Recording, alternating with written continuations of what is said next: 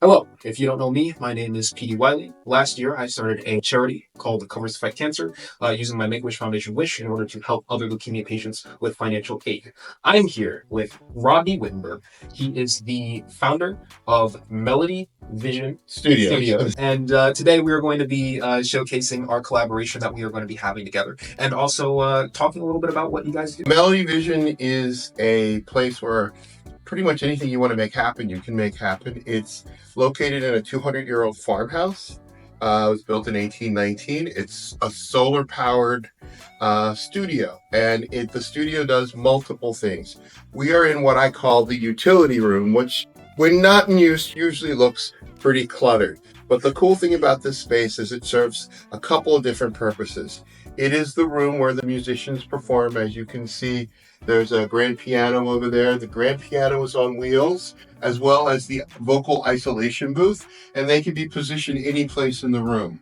The room is wired to the recording studio through a series of patch bays, and so everything that happens in here, audio-wise, can be directed into the recording studio, which you'll see in a second.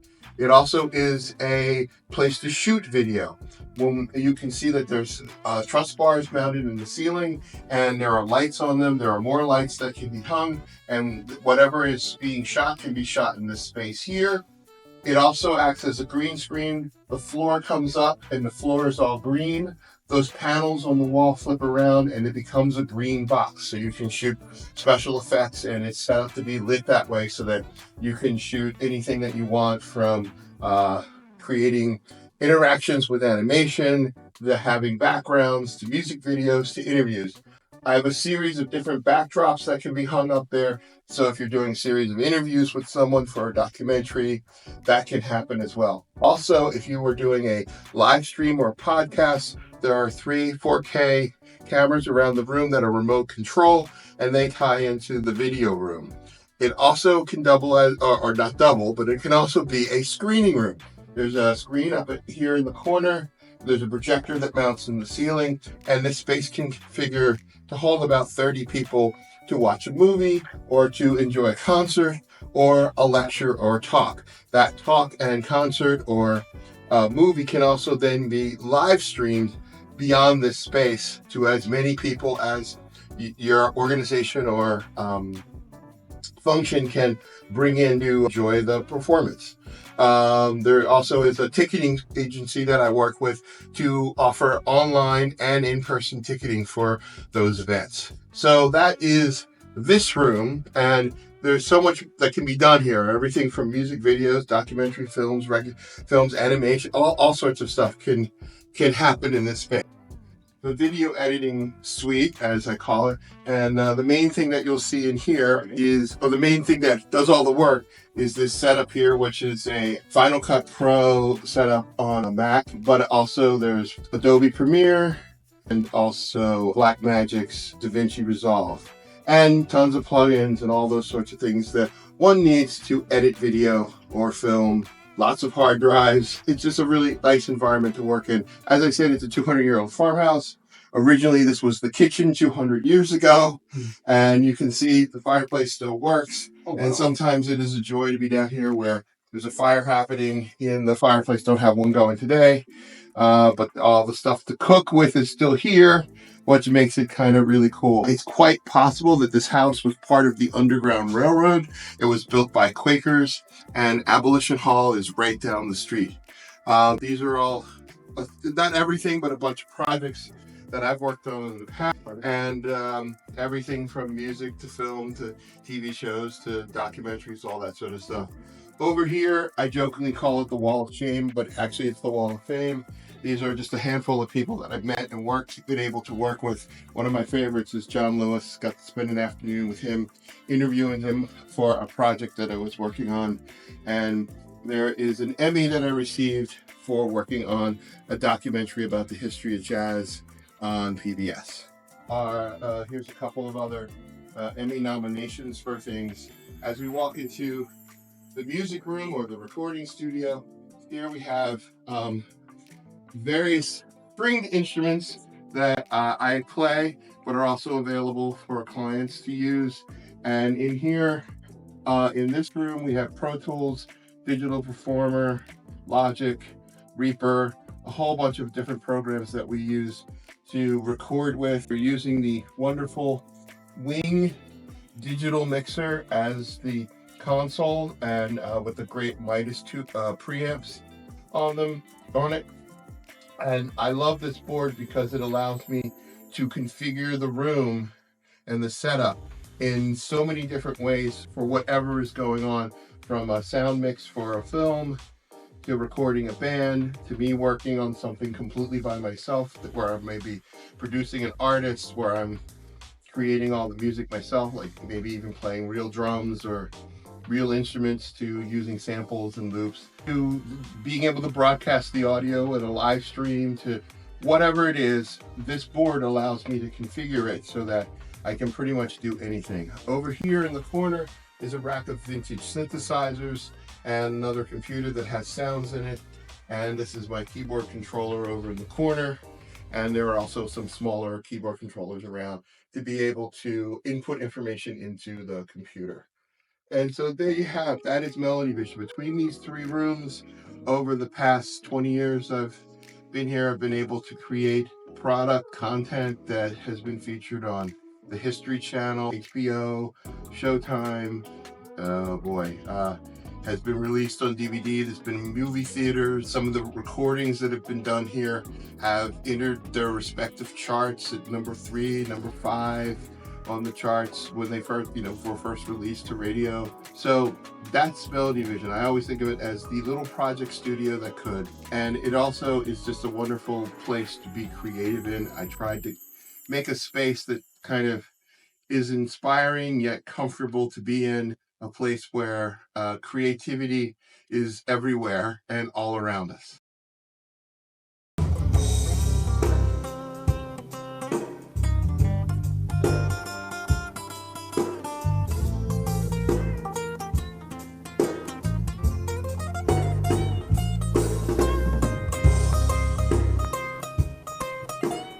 Well, you're probably one of the most impressive people I've ever met. I'm being honest with you. Okay. No, I'm being dead serious about that. I would love to just know who you are and how long you've been in the industry and what some of your largest accomplishments you say would be. In the industry, I guess counting being in the industry is from the first time you got paid. Mm-hmm. So I sold my first jingle when I was 17, 18 years old. And since that time, I've just been chugging along, trying to follow my passion, follow what I love, which is being creative and learning how to do new things. My first love is music. I started making up songs as soon as I was born. Or my mom said I used to take out all the pots and pans and bang on them in the kitchen and go just make up stuff. And so you've been doing music all your life? Yeah, basically. My dad was just an amazing person and inspiration. He was a salesman at Sears, but he also would buy houses that were run down or broken down, and a lot of my childhood was spent rehabbing houses. But that was sort of this inspiration.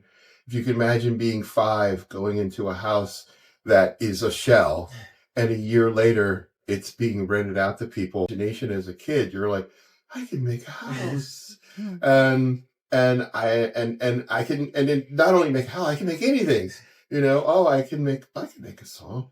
And my dad loved music, and the short story is he made up this song in 1969, 70, I guess it was, and it was a country song. He wanted to sell it to Charlie Pride. That was his dream, and so we went and found someone who does this. It was a composer, arranger, producer kind of person, and my dad went down and sang a song and took me with him. I think my sister might have came along too, and I was hooked from that moment. I was like, oh wow, this is what I want to do. This is the coolest thing. Hearing my voice back through these speakers, so that was on a reel song in a big microphone that was in the space. I was okay. This is great. And and that was the beginning of it. And I started MelodyVision when I was in my 30s. After doing a long stint of attempting to be a rock star.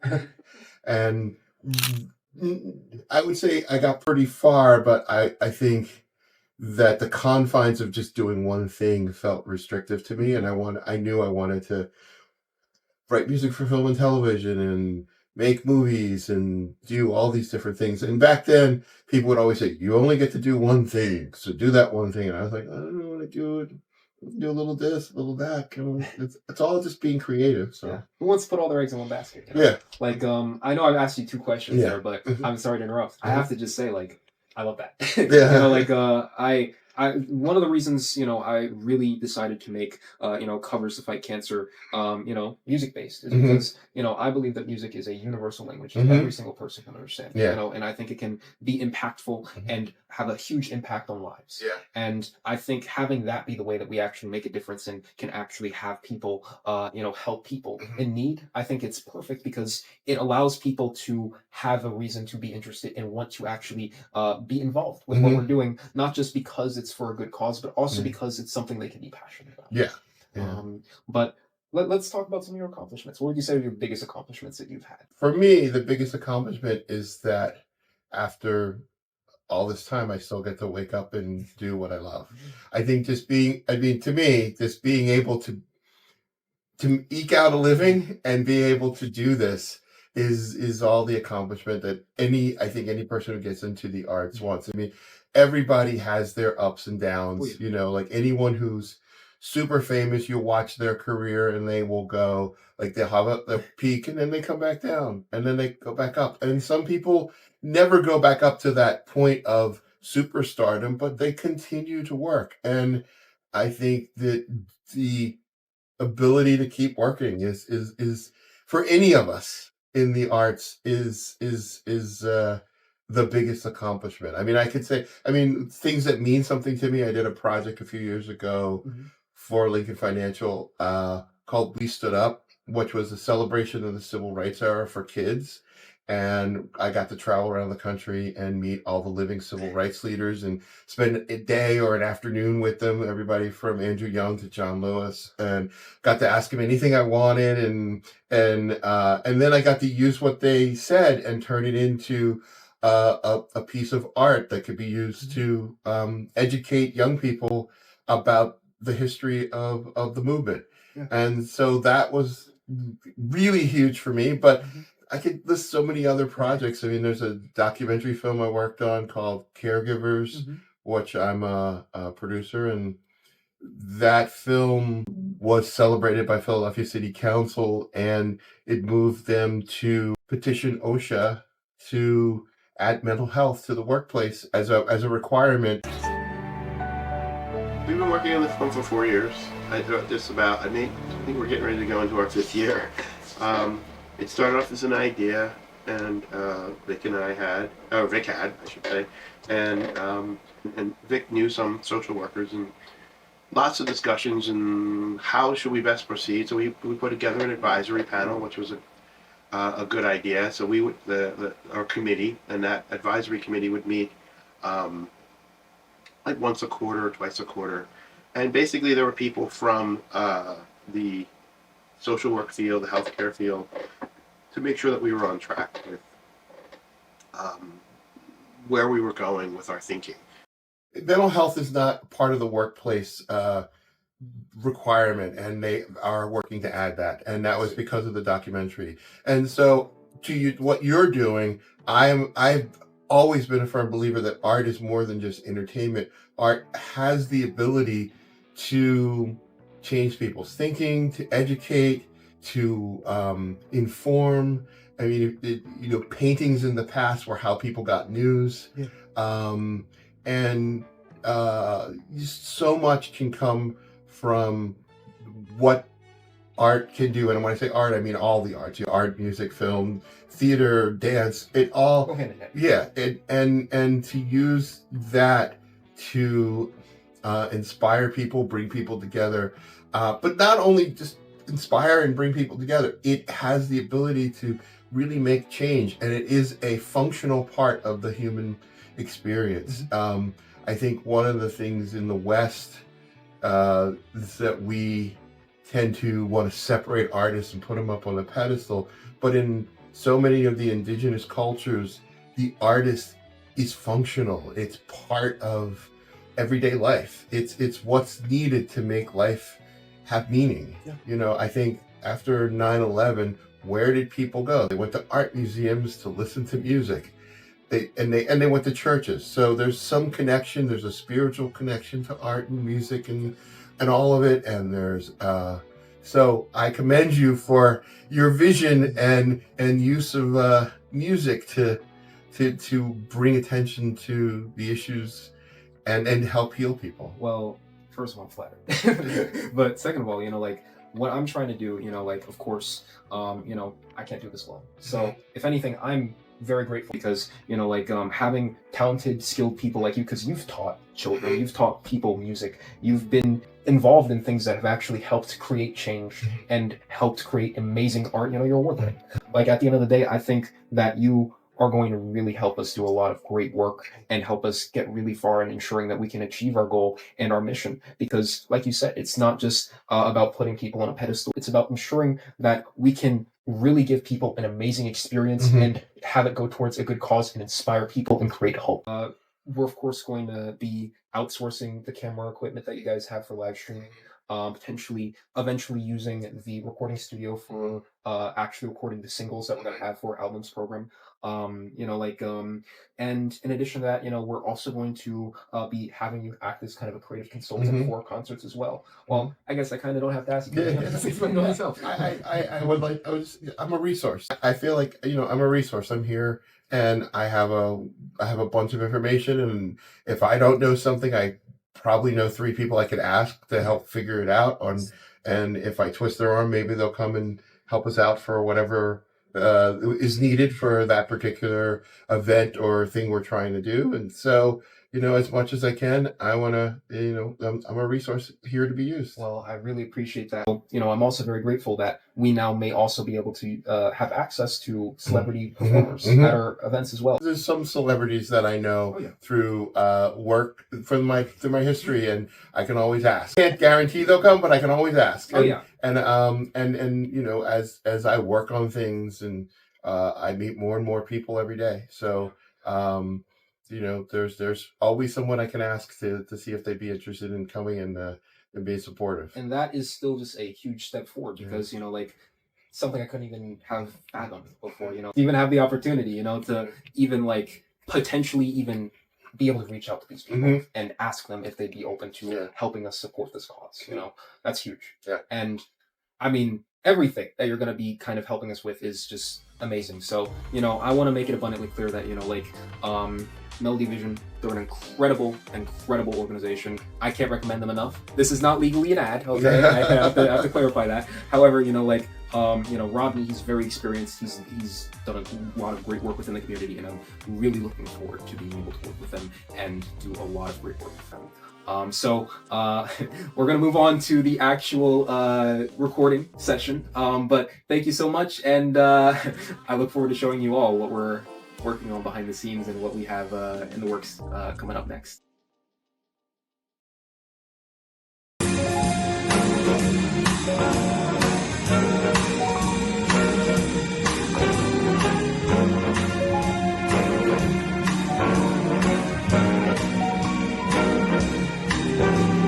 More than the greatest love the world has known. This is that love I give to you alone. More than them simple words I try to say. Oh, I only live to love you more every day. More than you'll ever know. My arms, they long to hold you so. My life will be in your keeping, awake or sleeping, laughing, weeping. Longer than always is a long, long time. Oh, but just beyond forever, you are gonna be mine. I know I've never lived before. My heart is very, very sure. No one else could love you more.